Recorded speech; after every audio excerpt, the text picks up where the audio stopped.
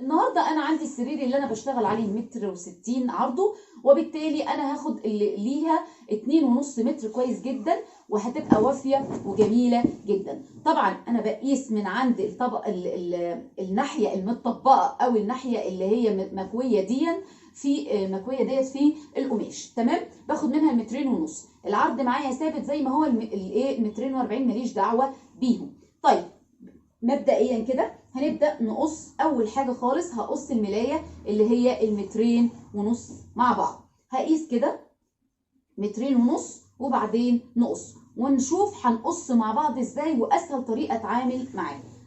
ادي اول حاجه كده انا معايا كده متر ونص بالمزوره. هبدا اقلبها كمان عشان اخد متر كمان عشان يبقى معايا 2.5. طبعا المزوره كلنا عارفين انها قياسها كلها على بعضها متر ونص. هاخد كمان متر كده عشان يبقى معايا 2.5. اهي كده قست مترين ونص دول الملايه بتاعتنا. وهنعمل ايه؟ هروح جايه عند الجزء اللي انا وقفت عنه، يعني انا قست ادي هنا كده كان مكان نهايه قياسي للمترين ونص بتوع الملايه. ببدا من عند النقطه اللي انا وقفت عندها دي بتاعه الاتنين ونص، اطبق الملايه الطرفين المكوى دول على بعض، طرفين المكوى على بعض، وانا ماسكه دي كويس عشان ما يتغيرش المقاس معايا. بصوا حضراتكم اهو بطبقها كده وانفض القماش قدامي بالشكل ده، ونفضه كويسه، لان النفضه دي بتعمل على انها تفرد القماش معايا وما يبقاش فيه كلكعه في النص او حاجه انا مش شايفاها، او يعني في كلكعه للقماش تحت. طب اهو انا عملت كده اكتر من مره واتاكدت بقى عندي خط. بصوا حضراتكم بعد ما طبقت بقى في خط اهو ماشي عرضي كده مع القماش منتظم جدا وجميل، صح؟ انا ماسكه الاثنين زي ما قلت لكم اهو، الطرفين اللي انا المطبقين اللي انا تنيتهم على بعض بالشكل ده اهو، حطاهم كده على بعض ومسوياهم على بعض. وبعدين رحت نطره القماش، النطره اللي قلت لكم عليهم دي نطره حلوه وجامده جدا عشان اظبط القماش بتاعي كده، وافرد القماش قدام عيني. يعني انا مش هروح بعيد اهو، هفرده كده قدام عينيا، وهاجي من الناحيه اللي انا ماسكه فيها اللي انا كنت قايسه عندها ومطبقه، وهقوم جايه بسم الله الرحمن الرحيم حاطه المقص بتاعنا كده اهو في النص عند التطبيقه اللي انا عملتها في النص كده. وهبدا اعمل ايه؟ وهبدا اجي اقوم قصه كده، وهمشي بطول القماش. بصوا حضراتكم بالشكل ده كده هاخده ايه يعني على طول بكل سهوله ان شاء الله. همشي كده معاه واقوم قطعه للاخر كده. ايه اللي حصل معايا؟ اللي حصل معايا ان انا فصلت المترين ونص اللي انا قستهم عن باقي القماش اللي كان معايا. طبعا فاضل الحته الصغيره دي اللي احنا هنطلع منها الخداديات، ودي كده انا طلعت مترين ونص من القماش اللي انا هقفلهم، بس مجرد ان انا هعمل تانيه في تانيه وهقفل بيهم الايه الملايه. طيب انا من الناس اللي ما بحبش اطلع البورصل معايا بصراحه في الشغل، فبعمل الاتي: باجي من عند البورصل ده من عند الطرف دوت، وباخد ايه الطرف ده بروح قصاه قصه صغننه كده اهوت من فوق، وبعدين بشق القماش كده. وما تخافيش شقي، لان احنا قلنا البورصل ده خط طول نسيج القماش، فخط الطول هيمشي معاكي لنهايه الملايه كلها، ونهايه القماش اللي انت قصاه مظبوط جدا جدا وما فيهوش اي حاجه، ومش مش هيهرب منك او يبوظ، لان ده خط طول القماش. يبقى ناخد قاعده جديده برضو نتعلمها كمبتدئات: طول ما انت بتقصي على خط طول القماش ما تقلقيش، خدي قصه صغيره وروحي شقه هيطلع معاكي زي الفل. لكن اوعي ابدا ابدا تعملي حركه الشق ديت لو انت بتقصي على عرض القماش. عرض القماش يعني ان انت تقصي يعني موازي كده لمين؟ موازي للعرض اللي هو كان قصص من عنده التاجر، تمام؟ طيب ناخد الناحيه الثانيه. انا عندي الطرف ده فيه بورصل زي ما قلنا، والطرف ده فيه بورصل. هعمل كده برضو، وهاجي من الطرف الثاني ده واروح عامله نفس الحكايه. بسم الله، هنروح جايين واخدين بس شقه يعني قصه بالمقص صغيره كده اهي في اول القماش، قصيت قصه صغيره، وبعدين بروح جايه سحبه البورصل. هتقولوا لي طب ليه قصيتي البورصل؟ انت قلتي ان البورصل ده اساسا ما بينسلش. هقول لك لان البورصل دون بيبقى معايا تقيل على المكنه شويه وسميك، فانا ما بفضلهوش وبحب اقفلها بطريقه نظيفه. وبالتالي انا هخلي كلها طولها زي عرضها مقصوص معايا كده بالمقص، وهبدا انا اتنيه تانيه في تانيه. زي ما احنا شايفين دلوقتي كده انا خلصت قص الملايه اللي هم 2.5 متر الملايه بتوعت السرير الكبير اهو، بكل بساطه وبكل سهوله. تمام اهو. هنركنها جنبنا كده عشان ما نتلخبطش كده. خلاص الحمد لله خلصنا من الملايه. ادي الملايه خلصت. نيجي بعد كده الخطوه اللي بعد كده، محتاجه اقص متر. ليه؟ احنا قلنا الخداديتين بحتاج ليهم متر قماش واحد فقط. ليه؟ عشان بطلع 75 سنتي من المتر ده، يعني متر الا ربع، بعمل منه اللي هو وش وظهر الخداديه، وش وظهر الخداديه، وباخد الربع متر ده بطلع منه القلاب اللي بيبقى موجود في الخداديه. في ناس بياخدوها على بعض وبعدين المتر على بعضه بيقصوه وبعد كده يفصلوا براحتهم بعد كده، او ان انا بطلع متر الا ربع لوحده وربع لوحده. انا مبدئيا دلوقتي هقص لكم المتر على بعضه الاول ونخلص، وبعد كده نشوف هنقسمه ازاي. هناخد المتر عشان تبقي حافظه دايما ان انا باخد متر اطلعه له منه ايه، بطلع من المتر دوت الخداديه بتاعتنا. تمام.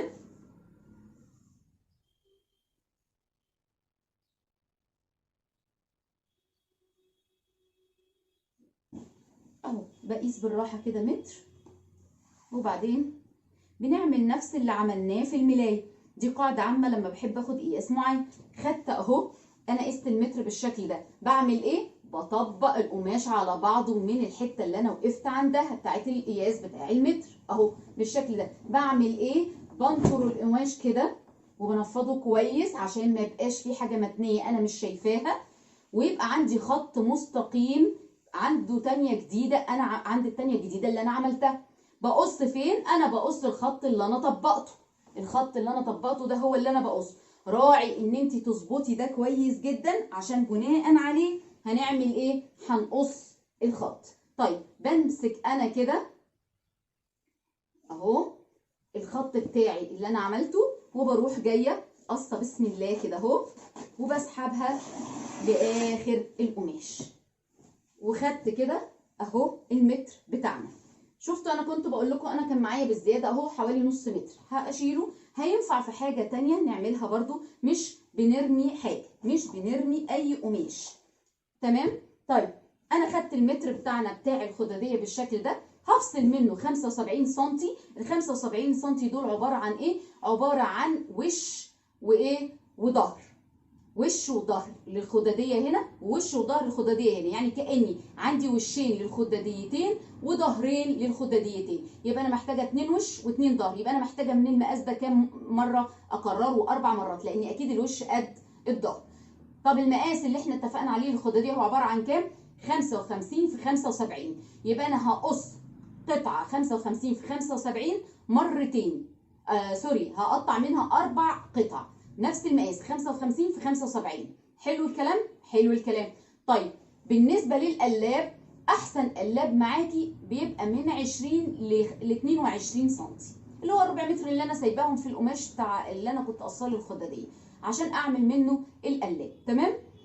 طيب القلاب برضو هيبقى قد ايه؟ هيبقى نفس المكان اللي هركب عليه اللي هو 55 سم، يبقى 55 في ال 20 او 22 عرض. تاني مع بعض، القلاب بيكون عرضه من 20 ل 22 سم وطوله بيبقى 55. ليه يا جماعه؟ عشان انا الخداديه بتاعتي لو انا باجي اركب الخداديه بركبها على الايه؟ على العرض بتاع الخداديه. القلاب بيتركب على العرض. طب القلاب العرض بتاع الخداديه كام اصلا؟ 55. يبقى القلاب هيبقى طوله 55. وهياخد مسافه قد ايه او ارتفاع قد ايه القلاب؟ ارتفاع القلاب بيكون من 20 ل 22 سم. تمام. حلو قوي.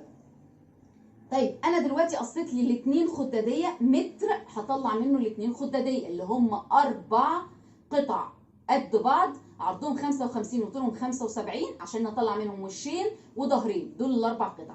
وهيبقى معايا ربع متر، الربع متر ده اللي هعمل منه القلاب. طيب نشوف بقى هنقسمه ازاي. انا هقول لكم على طريقه ظريفه جدا دلوقتي نقدر نعمل منها الموضوع بتاع الخداديه ده بمنتهى السهوله. اولا كده عايزه اطلع الايه ال 75 الاول لوحدهم، اللي هو المتر الا ربع بتاع الوشوش وظهور الخداديه اهو. بسم الله، ادي واحد. هنبتدي من هنا كده اطلع ال 75 سنتي.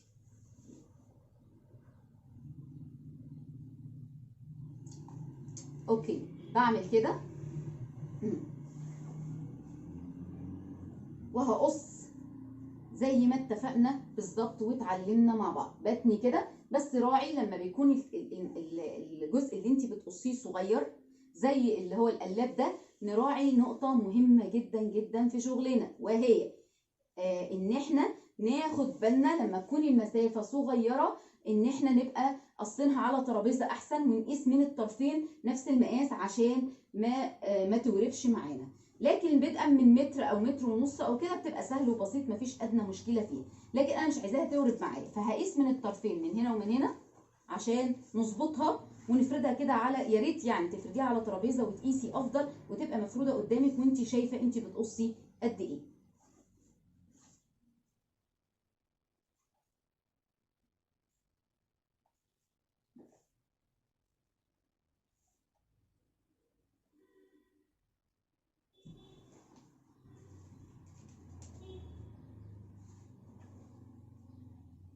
اهو انا هقص من هنا ومن هنا كده.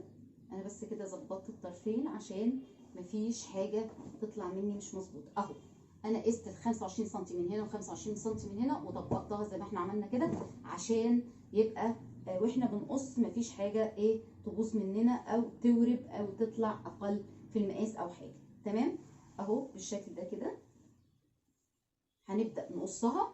طيب هقص دي وهرجع لكم لاني محتاجه افردها بصراحه على الارض او على ترابيزه عشان اقصها فما توربش مني، فهرجع لكم تاني ان شاء الله بعد ما اقصها. انا كل اللي انا هعمله ان هقصها. بصوا معايا بقى دلوقتي، انا فردت القماش اهو، بتفرديه على ترابيزه او على الارض قدامك بحيث انك انت تبقي مطبقه اللي هو الايه الربع متر اللي احنا كنا سايبينه من الخداديه. بصوا حضراتكم انا كده عملت ربع متر ورحت مطبقاه كده. تمام. ليه ما قصتوش بالمقص زي ما احنا كنا متعودين في قص الملايه من شويه؟ هقول لك لان لو عملتي كده هيحرف منك وهيحصل وربه للقماش ومش هيطلع بمقاس مظبوط. فالافضل انك تفرديه على حاجه مستقيمه سواء ترابيزه او على الارض، وتتني الربع متر كده عليه من عند طبعا الخط بتاع تانيه القماش دي اللي هي المكويه، وبعدين بروح جايه قصاه وهو مفرود كده عشان ما يوربش مني. بصوا حضراتكم اهو بنفس الطريقه اللي هنعملها دي. بسم الله، هقص كده وهو في مكانه.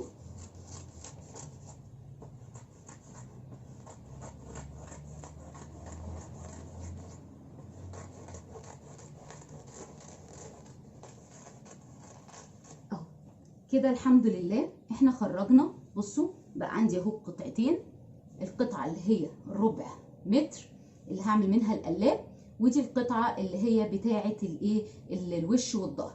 طيب القطعه بتاعه الوش والظهر ديت طولها كام؟ طولها من عند الثانيه اللي احنا كنا قايسينه بالمازوره متر الا ربع. المتر الا ربع ده هيطلع لي ايه؟ هيطلع لي 4 وشوش للخداديه، او مش هنقول 4 وشوش، 4 قطع للخداديه، منهم 2 وشين و2 ظهرين، بس هم المقاسات كلها واحده. هبقى محتاجه عرضها 55 في طول اللي هو المتر الا ربع اللي احنا قصيناه ده. طيب احنا عارفين ان عرض القماش 240. طب لما انا اكون عايزه 4 عرضهم 55 سم، 4 في 55 بكام؟ 4 القطع في 55 سم يبقوا 220. وعشان اسهل على نفسي اكتر واكتر هنعمل حركه لطيفه قوي. طبعا احنا اتعودنا مع بعض زي ما قلت لكم قبل كده ان اول حاجه بنعملها ان احنا بنشيل البورسل ده عشان انا ما بفضلهوش في شغلي. اهو هنمشي برضه نشق الايه، نشق لان انا على خط الطول بشق الايه البورسل وبخلص منه في الاول. طيب وبعدين باجي اروح مطبقه القماش بتاعي من الناحيه اللي انا قصيت من عندها البورسل دي، شايفينها الناحيه اللي انا قصيت من عندها البورسل دي، باجي اروح مطبقاها بالشكل ده كده. خليكم معايا اهو،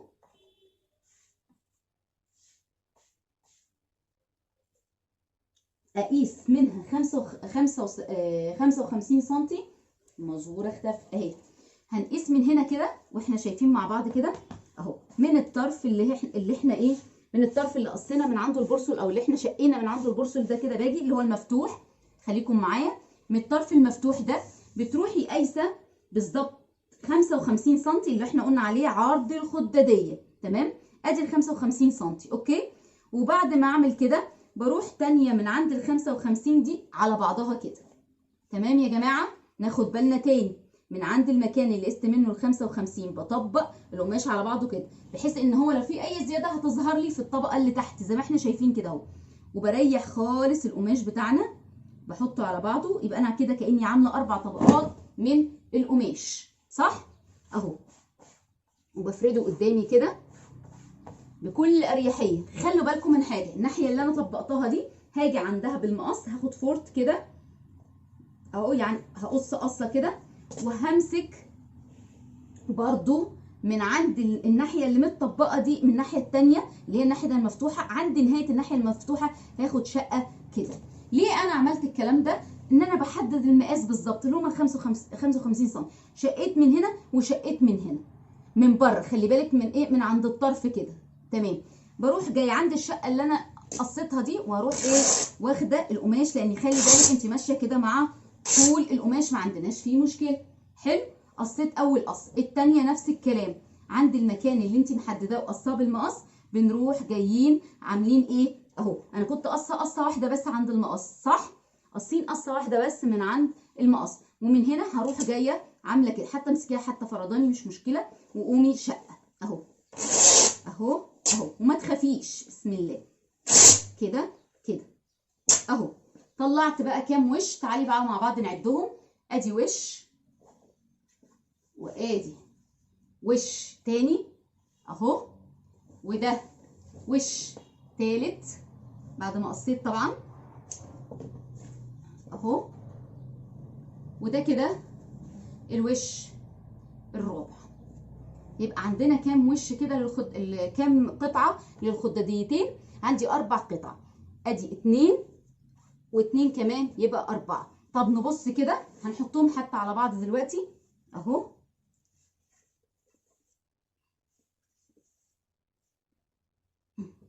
كده كده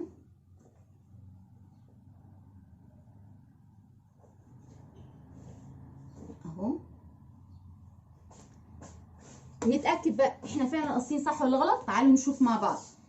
هنلاقي هنا العرض بتاع القطعه الواحده 55 سم، والطول معايا بالظبط 75 سم، يعني متر الا ربع.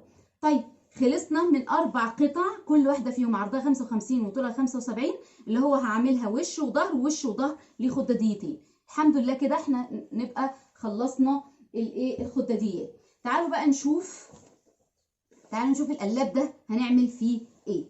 القلاب ده نفس الحكايه ونفس الحوار. انا هخلص برده من الطرف اللي فيه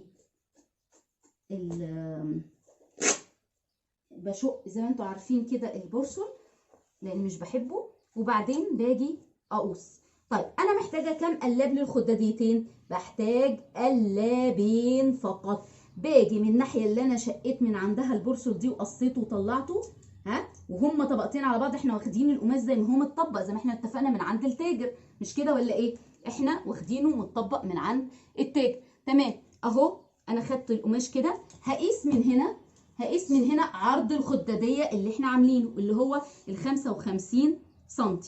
هاخد ال 55 سم بالشكل ده. انا عرفت اهو المكان اهو، حددته. هشق عند ال 55 اللي انا سايباها دي كده بالمقص شقه صغيره، وبعدين احنا عارفين الطريق، طالما انا بقص موازي كده للبورسل او لخط الطول، انا ماشيه على خط الطول، اشق وانا قلبي مطمن بالشكل ده اهو. بس خلاص، وهيفيد معانا حته كبيره ما شاء الله، ممكن تستخدميها فيما بعد مع الحته اللي باقيه. لكن انا بقى عندي كام دلوقتي؟ بقى عندي اهي قطعه قلاب، بصوا يا جماعه، وقطعه تانية اللي هم كانوا طبقتين تحت بعض، لان احنا قصينا الطبقتين وهم على بعض بالشكل ده اهو. نشوف كده مع بعض الطبقتين القلاب دول اهو. العرض كام؟ العرض كام؟ 25 سم اللي هو ربع متر، والطول بتاعها 55 سم اللي هي بالظبط بيساوي عرض الخداديه. طلعت القلابين، يبقى من شويه طلعنا ال4 قطع بتوع الخداديه اللي هو وش وظهر لكل خداديه، وطلعت القلابين اللي هيركبوا فيهم. كده فاضل معايا دلوقتي ان انا اقص اكياس المخدات الطويله من اللون الساده اللي هو اللون الكشميري اللي احنا اتفقنا عليه ده. طبعا انا معايا قماش ما شاء الله اكتر طبعا من مقاس الكياس، لكن الاكياس دي هاخدها ازاي؟ ناخد بالنا من حاجه. هعمل بقى سرير 160 يبقى هقص من القماش 160 سم. هعمل لسرير 170 هقص الكياس 170 سم. طب لو السرير 180 بقص منه 180 سم. يبقى على حسب عرض السرير بتكون على قده بالظبط المخده، الا اذا جه العميل بتاعي وقال لي لا والله ده انا مثلا عندي سرير 180 ولكن انا حاطط عليه مخده 170، ساعتها بقى هيبقى فيه كلام تاني. لكن طالما انا عارفه ان السرير ومخدته عليه قده اللي هي المخده الطويله، يبقى بقص بالظبط نفس عرض السرير. يبقى انا لو بعمل سرير 160 هاخد 160 سم. في الحاله اللي معايا النهارده انا بقص ملايه السرير 160 سم، فهاخد الكيس المخده معايا 160 سم. يبقى لما اجي اقيس ال 160 سم هقيسهم من فين؟ هقيسهم من على خط تانيه القماش اللي انا جايباه من عند التاجر، اللي هي التانيه المكويه اللي احنا قلنا عليها دي، هاخد 160 سم. وانا بحب اسيب 5 سم للتانيتين اللي بيبقوا من طرفين الكيس، فهقصهم 165. طب لو انا كنت هعمل الكياس ديت مقاسها 170 سم، كنت هعملها ازاي؟ كنت هضيف عليها 5 سم يبقى اعملها 175. يبقى هناخد قاعده عامه، طول السرير عرض السرير وعليه 5 سم للخياطه. هعمل مع حضراتكم دلوقتي كده اهو. هاجي للقماش الساده وهقيس منه ال 160 سم واحط عليهم 5 خياطه، يعني هاخد 165 سم. طبعا انا المتر اللي في ايدنا او المازوره اللي بنقيس بيها متر ونص، هخلص المتر ونص واحط عليهم 15 سم كمان. هشوف المازوره كده هتقف فين، وقفت هنا، هكمل عليهم كمان 15 سم عشان يبقى معايا 165 سم. تمام يا جماعه؟ اهو هعمل 15 سم كمان عشان بعد ما بضيف ال 15 كده انا بقى معايا 165 سم. اتفقنا الحته اللي انا بقف عندها دي بطبق من عندها القماش بالشكل ده على بعضه، بتنيه تانيه على بعض، بحيث ان الاطراف اللي كانت متنيه بالمكوى من الاول من عند التاجر يجوا على بعض. طيب بعد ما عملت كده هعمل ايه؟ دي طريقه قص ثابته معايا في كل حاجه اهو. بنفض القماش كده وبنطره وبتاكد انه مش مكلكع من جوه ولا في حاجه مشدوده، عشان اما اقص يطلع الخط بتاعي مظبوط مش موروب والمقاس يطلع غلط. تمام؟ عملنا كده اهو بسم الله، وهنبدا نفرده قدامنا. انا شايفه الخط اللي انا هقص عليه قدامي زي الفل. همسك المقص بتاعي وهعمل من الطرف بتاع من اول بدايه ما انا كنت تانيه كده، وهقوم ماشيه عليه قصه كده اهو بسم الله، قصه. وبعدين بصوا بنسحبها بقى بعد كده. والمقص ده معصلج معايا شويه بس اهو تمام. بسم الله الرحمن الرحيم. لا انا هغير المقص لان المقص ده مضايقني، وهنعمل بالمقص الكبير اللي احنا كنا بنقص بيه من شويه افضل. اهو همسك المقص كده واقصه عشان امشي خط اهو كده تمام. طبعا المقص على فكره دي لفته مهمه قوي، لازم تاخدوا بالكم من حاجه في شغلنا في الخياطه. لازم يكون عندي مقص دايما بقص بيه قماش، والمقص اللي بتقص بيه الورق او الشغل العادي ده منفصل عن ده. ما ينفعش اللي بقص بيه القماش استخدمه في الورق، ولا اللي في الورق استخدمه في القماش. ليه؟ لان عاده الورق بيتلم الحد اللي هو بيتلم الجزء بتاع المقص اللي بيقص بيه، وبالتالي بيبقى غلس شويه في القص وممكن يبهدل لي الدنيا ويعضعض القماش.